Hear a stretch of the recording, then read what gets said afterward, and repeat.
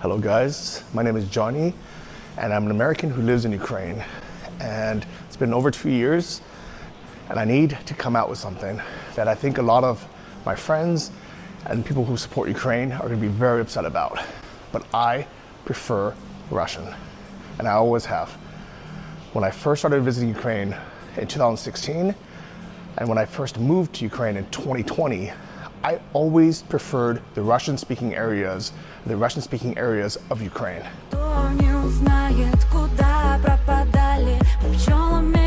One of my dreams for a long, long time has been to take the Trans-Siberian Railroad from Moscow, cross the country over 25 days, and reach the other side of Russia. Russia is a gigantic country, and everybody there speaks Russian, which is why that was a language I learned and I had been studying for the past 4 years. Я говорить по-русски. Я не розумію українську мову. And honestly, I never wanted to learn Ukrainian. And that's why I chose to live in Kyiv and places like Kharkiv for my home base instead of in Western Ukraine or in Lviv or any of the other Ukrainian-speaking cities.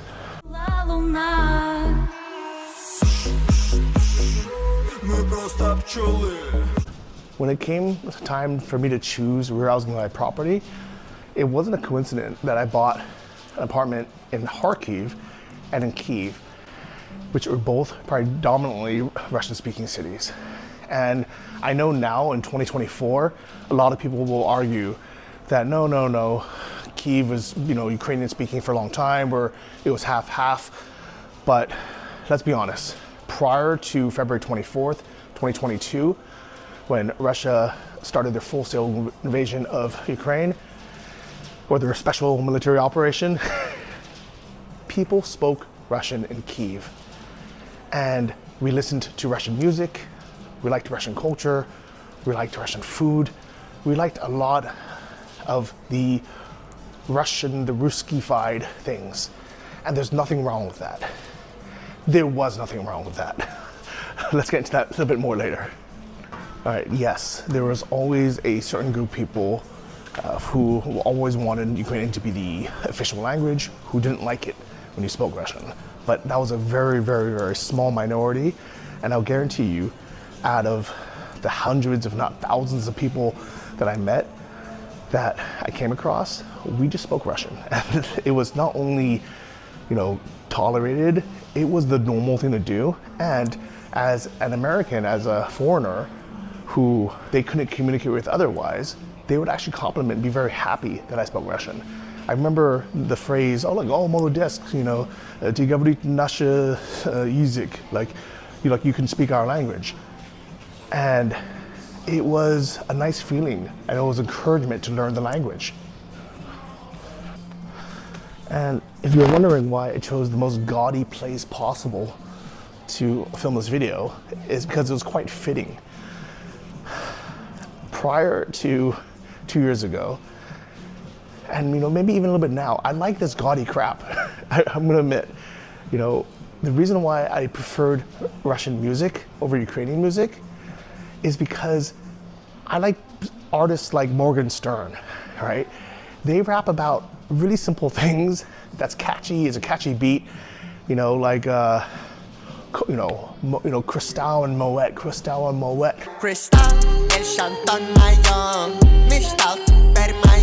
Pouring bottles, money, dingy, bitches, hoes, high heels, money, driving a Mercedes 63 AMG.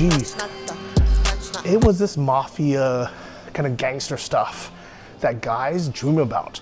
A lot of guys like Italian mobster movies. The whole series with the Hells Angels biker gangs been very popular. Gangster movies. I grew up watching not only Hong Kong gangster movies, but Russian mafia movies. I just like this bad boy entertainment stuff. And to an extent, it's very similar to people rooting zombies. People liking the zombie movies or dreaming about this apocalypse. And when there's peacetime, I don't think there's anything wrong with that. If the Hells Angels or these biker gangs started committing crimes, they started killing people, or zombies actually became real again, then it's a different story. But before that, when there's times of peace and you want to reminisce about all the great things grandfather Genghis Khan did, you know what? Nobody's stopping you. And I'm very proud of great-great-great-great-grandfather Genghis Khan for all his accomplishments. Sure, he was an absolute villain that has killed more people on this world than we can like to think about, but because it's been so long, it's kind of laughable, and it's okay. And liking Russian or learning Russian before the full-scale invasion was the very normal thing to do. And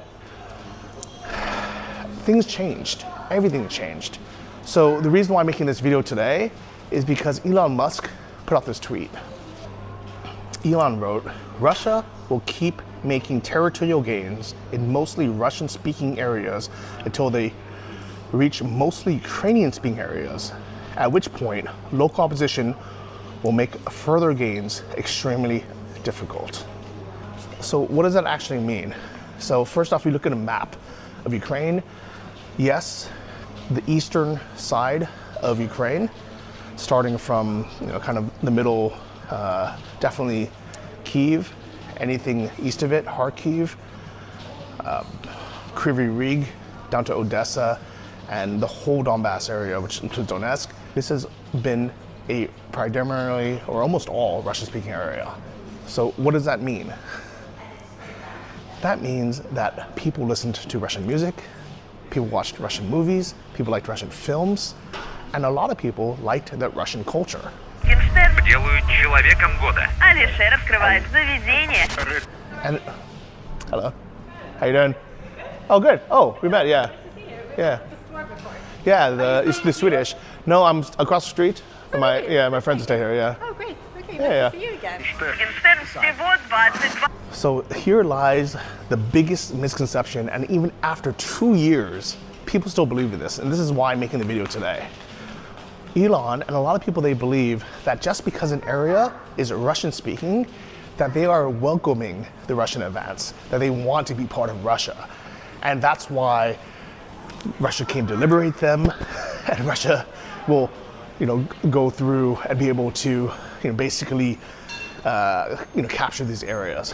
And while it was true that there were certain areas like Kherson that the government, the local government, gave up and said, yeah, we'll just give this area to Russia because we don't mind being under the Russian umbrella, and we want to have whatever benefits Putin had promised.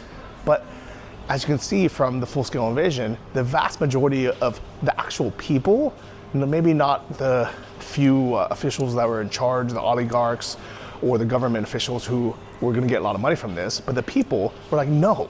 And that's why they protested. That's why even during occupation, they brought out the flags, and at risk of their own life, they fought against it.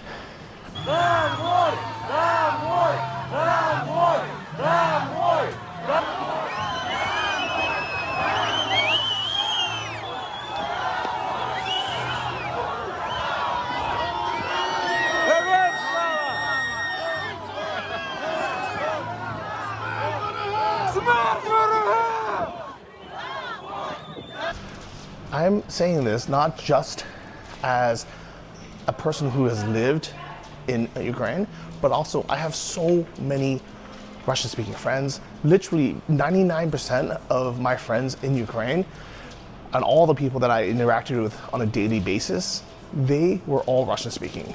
There was a few, like Orest from Lviv, but I told him even before the war, I was like, I prefer the Russian-speaking side of Ukraine, and that's why I moved there. Now you might ask me, why didn't I just move to Russia then?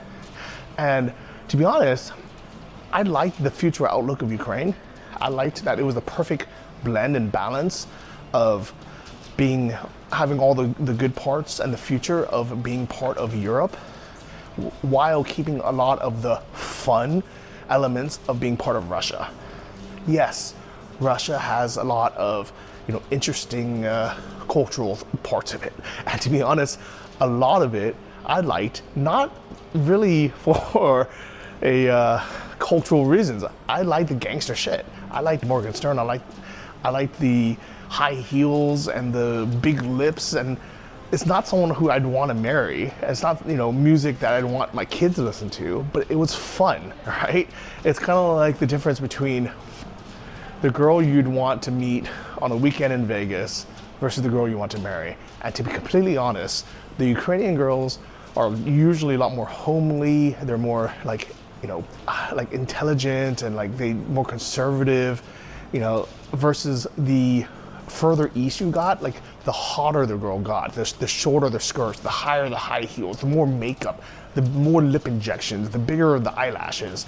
And this is Russian culture, Russian mirror, the Russian influence. And to be honest, it's not even fair to call it the Russian influence. It was more the East Slavic versus the Western European influence.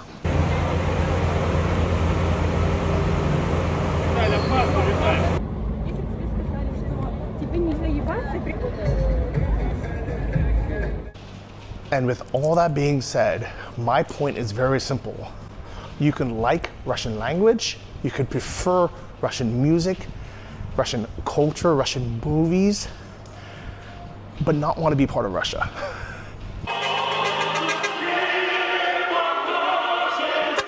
It is still sinking in, the magnitude of this moment.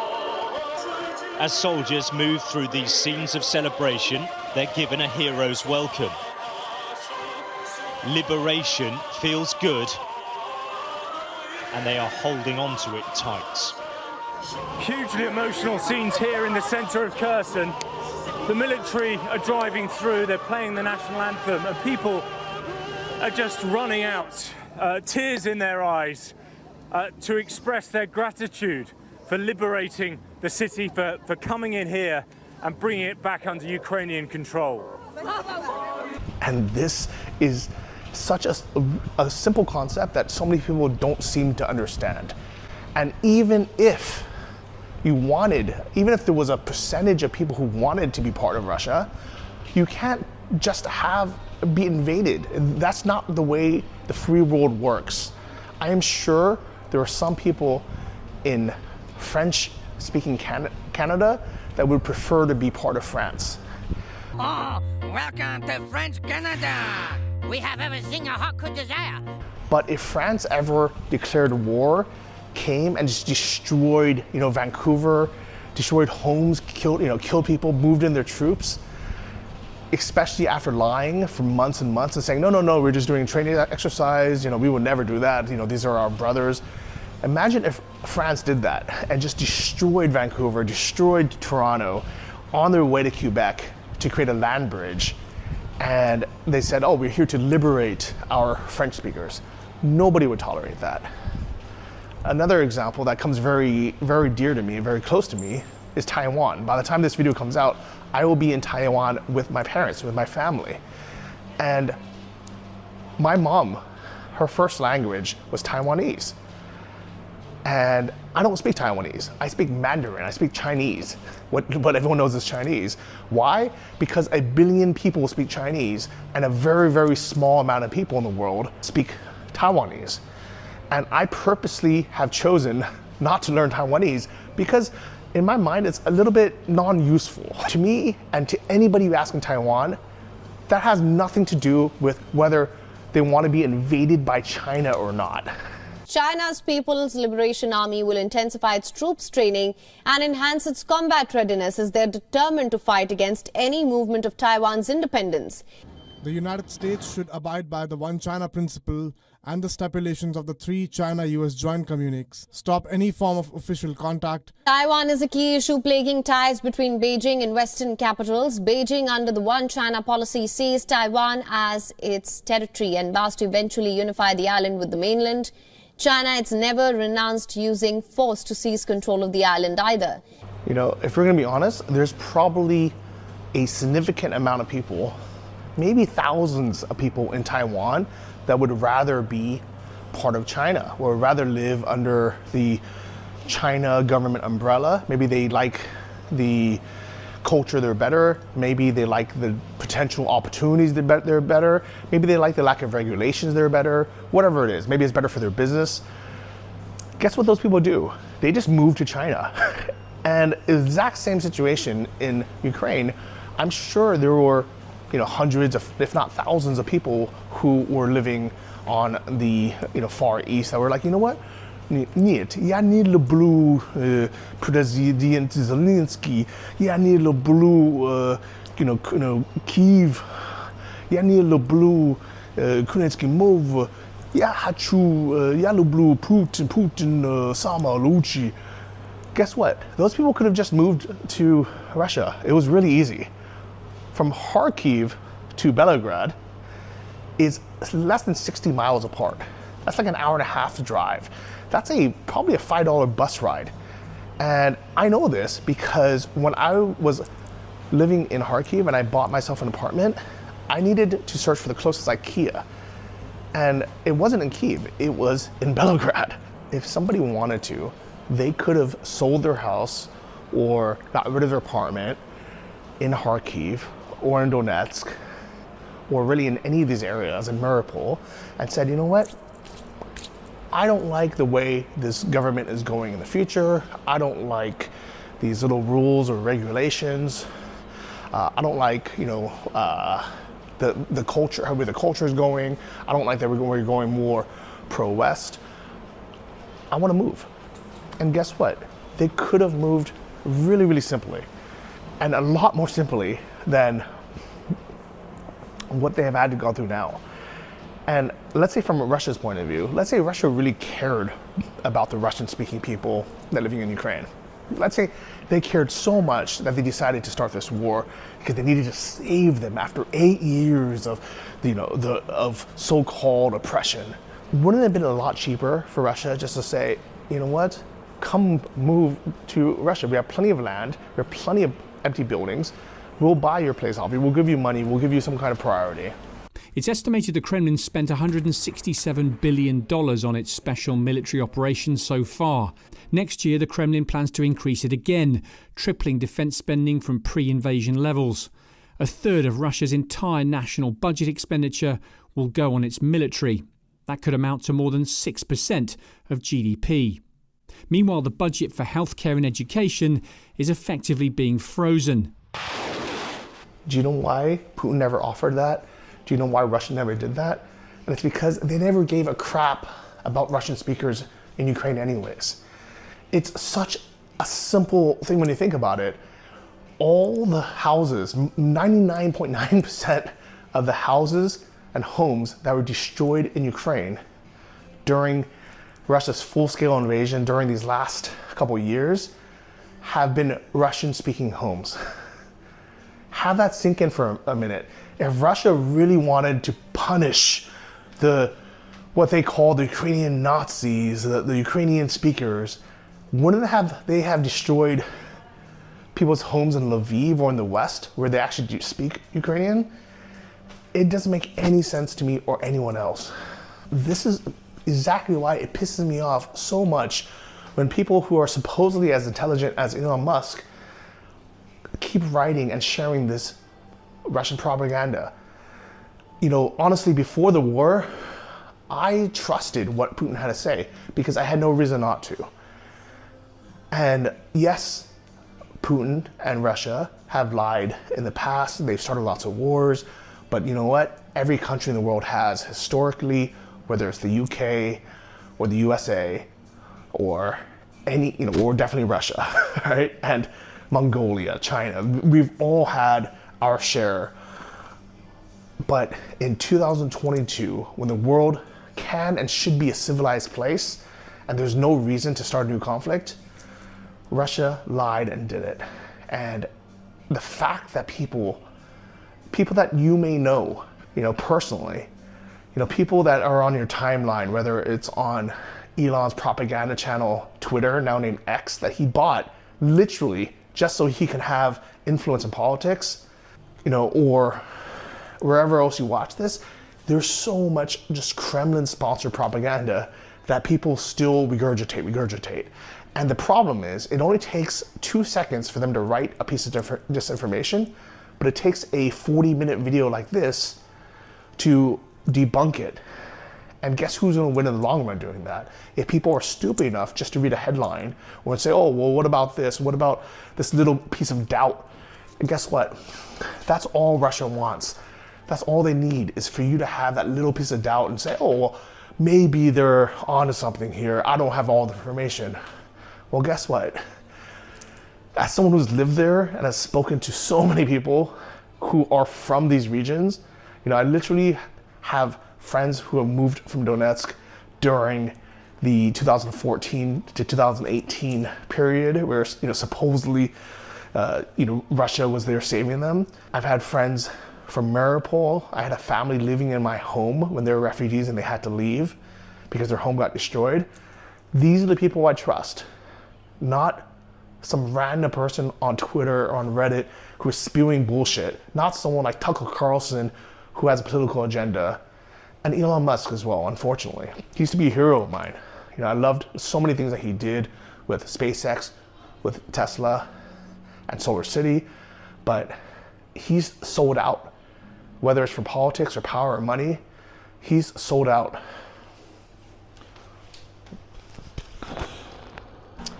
And unfortunately, as much information as I give you, as many facts as I can point you to, the fact is a certain percentage of people are gonna have their own things to gain.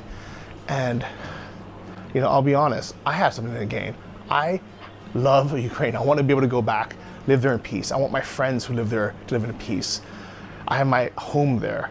And honestly, I promise you it's not about the money, because I've been very, very lucky where I can actually still sell my place in Kyiv for as much as I bought it for. Just because the way the market works, so many homes have been destroyed, so many people have moved into Kyiv. The cost of parts are higher now, the cost of labor is higher. So if I wanted to, I can actually sell my apartment or just rent it out like I have been and actually make a profit from it. So it's never been about the money for me.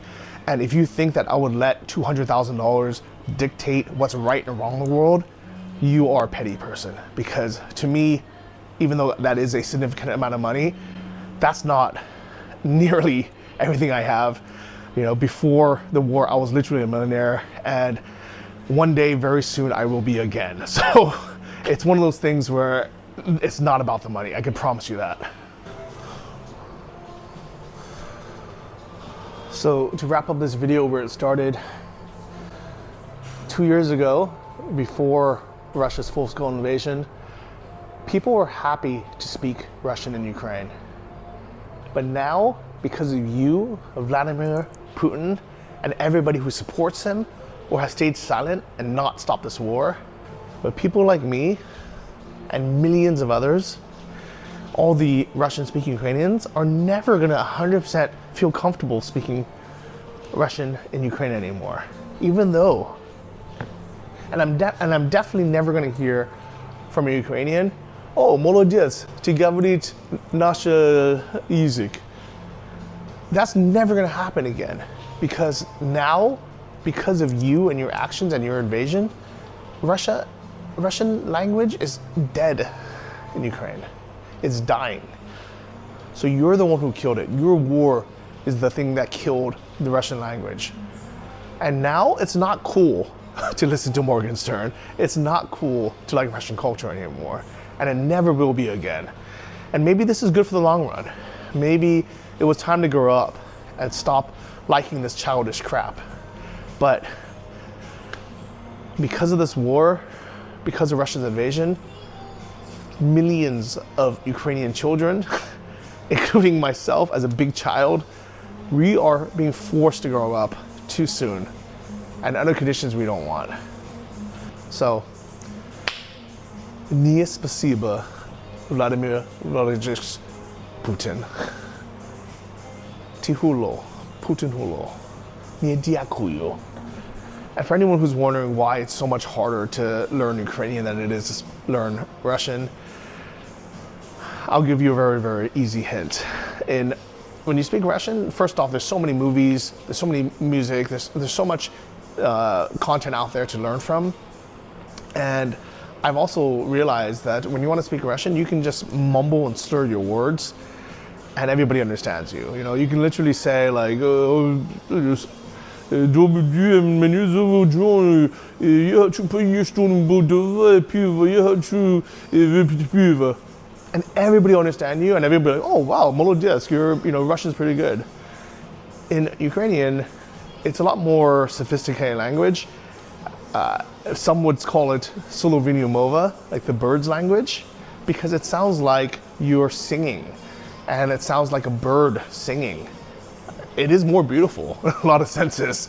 It's a lot more sophisticated, but you have to actually enunciate and pronounce the words. You also don't see it in movies or in TV shows very often, and it could take a lot longer to learn. I'm not saying I'm never gonna learn Ukrainian, because if I plan to live there, if I ever plan to become a citizen 5 years from now, I'm gonna have to learn the language. But as for now, I've kind of given up. It's so difficult. Fuck you, Putin. And now I don't want to learn Russian or Ukrainian, so we'll see what happens.